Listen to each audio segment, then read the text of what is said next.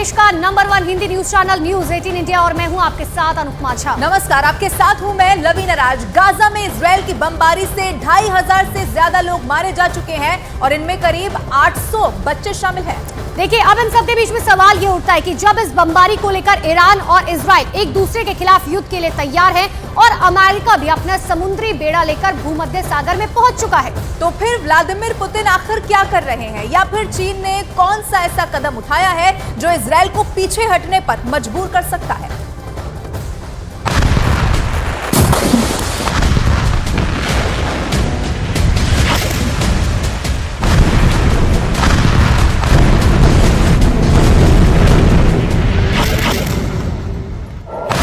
Gaza का जमीनी महायुद्ध छेड़ने वाला है।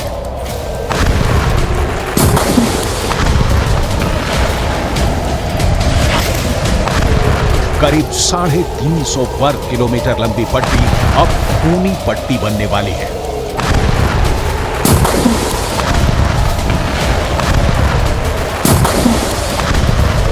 और इसीलिए इजराइल के प्रधानमंत्री बुलेट प्रूफ कवच पहनकर खुद आर्मी के कैंप में पहुंच गए। नेतन्याहू इजराइल के सैनिकों से मिले, कमांडर से मिले और उनसे कहा कि युद्ध की तैयारी पूरी कर लो, महासमर का वक्त आ गया है। अब अगले चरण में गाजा पट्टी के अंदर घुसकर हमास को चुन चुन कर मारने की बारी आ गई है।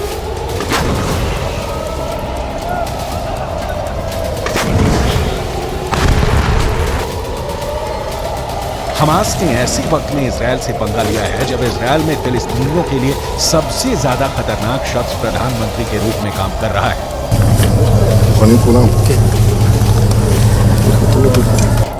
और यही इस वक्त नजर भी आ रहा है।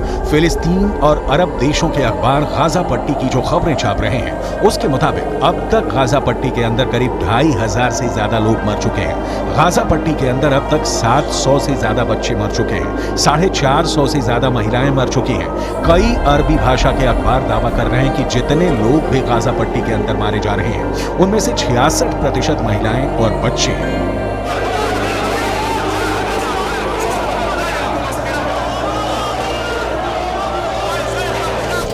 गाजा पट्टी के हालात इस वक्त ये हैं कि गाजा पट्टी के अंदर 35,000 फिलिस्तीनी सिर्फ एक अस्पताल अल शफा में शरण लिए हुए हैं और उन्हें उम्मीद है कि इजराइल यहां पर एयर बॉम्बिंग नहीं करेगा, क्योंकि ये एक अस्पताल है। लेकिन अगर यहां भी हमास ने अपना अड्डा बना लिया तो फिर क्या होगा, ये इजराइल ही तय करेगा।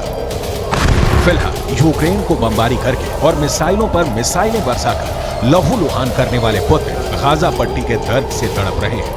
7 अक्टूबर को जब इजराइल पर हमास ने आतंकवादी हमला किया था, करीब 48 घंटे तक पुतिन चुप्पी साधे रहे। उनका कोई बयान सामने नहीं आया, लेकिन हमले के 2 दिन बाद पुतिन ने बेहद रणनीतिक हमला करते हुए अमेरिका पर यह निशाना साधा कि अमेरिका की मिडिल ईस्ट पॉलिसी फेल हो गई है।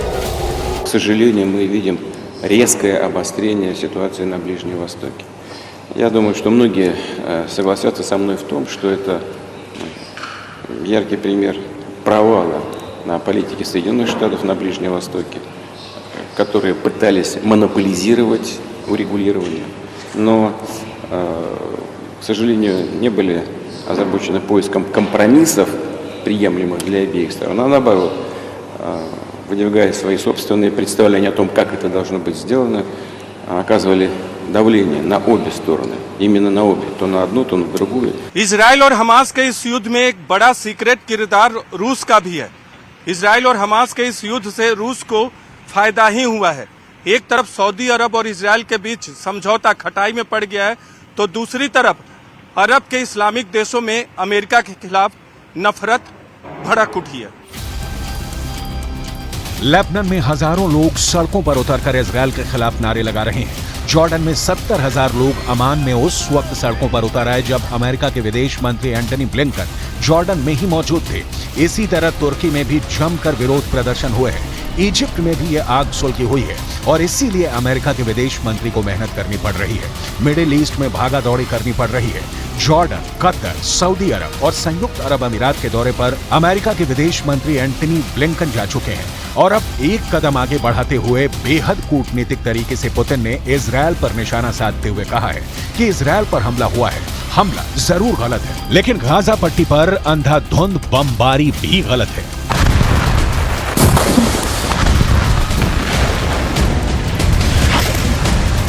столкнулся, конечно, с такой беспрецедентной атакой, которой в истории не было. И не только по масштабам, но и по характеру исполнения, по жестокости. Ну, что там говорить, надо вещи называть своими именами. Израиль отвечает масштабно и тоже достаточно жестокий. В любом случае, что бы там ни происходило, я знаю и вашу позицию, уважаемый господин премьер-министр, и наша позиция заключается в том, что ущерб гражданскому населению должен быть минимизирован и сведен к нулю. Причем мы призываем к этому все конфликтующие стороны.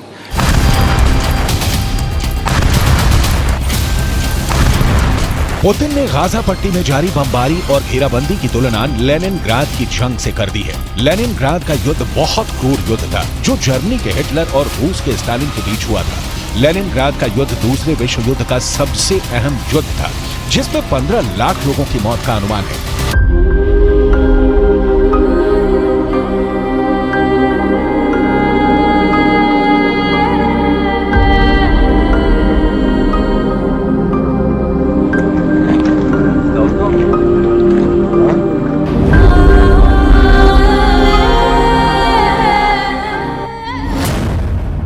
लेनिनग्राद का युद्ध इतना भयानक था कि जब ये युद्ध शुरू हुआ था तब लेनिनग्राद की आबादी 35 लाख थी और युद्ध के बाद यहाँ सिर्फ 7 लाख लोग ही जिंदा बचे। बहुत सारे लोग पलायन भी कर गए थे। फिर भी ये अनुमान है कि इस जंग में दोनों तरफ के सैनिक और नागरिकों को मिलाकर 15 लाख लोगों की मौत हुई थी।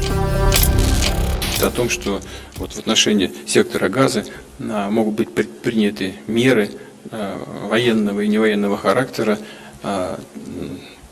такого же плана, как и во время блокады Ленинграда в ходе Второй мировой войны. Но мы же понимаем, с чем это связано. И, на мой взгляд, это неприемлемо. 2 с лишним миллиона человек там живет.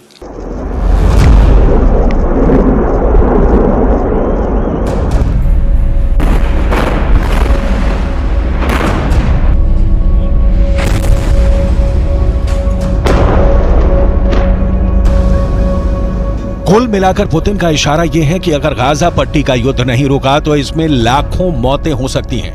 यही वजह है कि पुतिन ने इजरायल के प्रधानमंत्री बेंजामिन नेतन्याहू को चेतावनी दी है कि गाजा में नागरिकों को कम से कम नुकसान पहुंचाया जाए।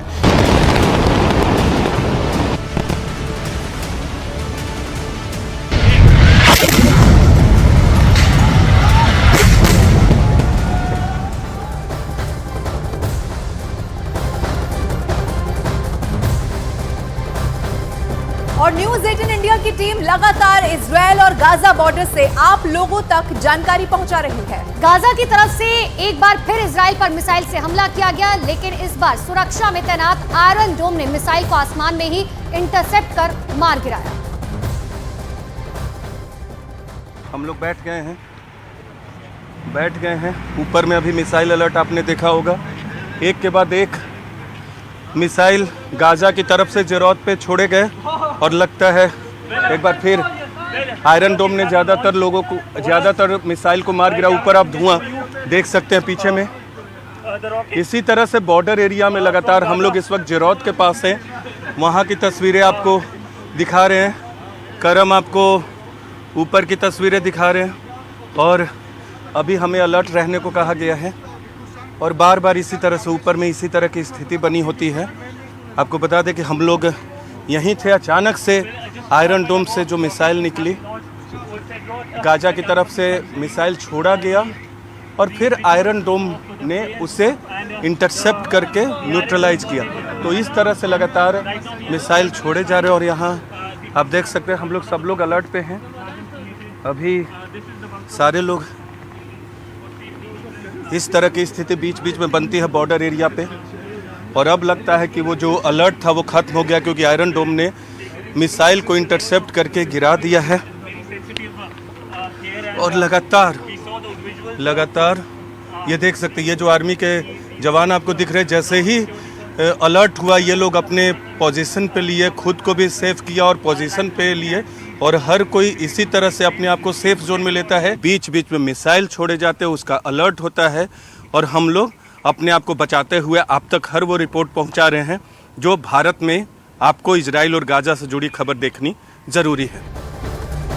तो इजराइल और हमास के बीच घमासान जारी और अब इजराइल गाजा पर बड़ा जमीनी अटैक करने वाला है। और आपको ये भी बता दें कि ऐसे समय में 7 अक्टूबर की कुछ तस्वीरें सामने आ चुकी हैं जिसमें गाजा से आए हमास के आतंकियों की क्रूरता दिखाई दे रही है। देखिए तस्वीरों पर गौर कीजिए। हमास के आतंकी के बॉडी कैम से रिकॉर्ड हुई है तस्वीर और इसमें दिख रहा है कि वो इजराइल के कुबुत्ज सूफा इलाके में चेक पोस्ट पर गेट पार करके घुसता है। हाथों में ऑटोमेटिक राइफल उसने ले रखी है और उसके साथ और भी आतंकी है जो लगातार फायर करते हुए आगे बढ़ते हुए दिखाई दे रहे हैं। आगे चलकर वो अपने हाथ में लिए बंदूका से फायर करता है और मोटरसाइकिल पर सवार होकर फायर करता हुआ आगे चला जाता है।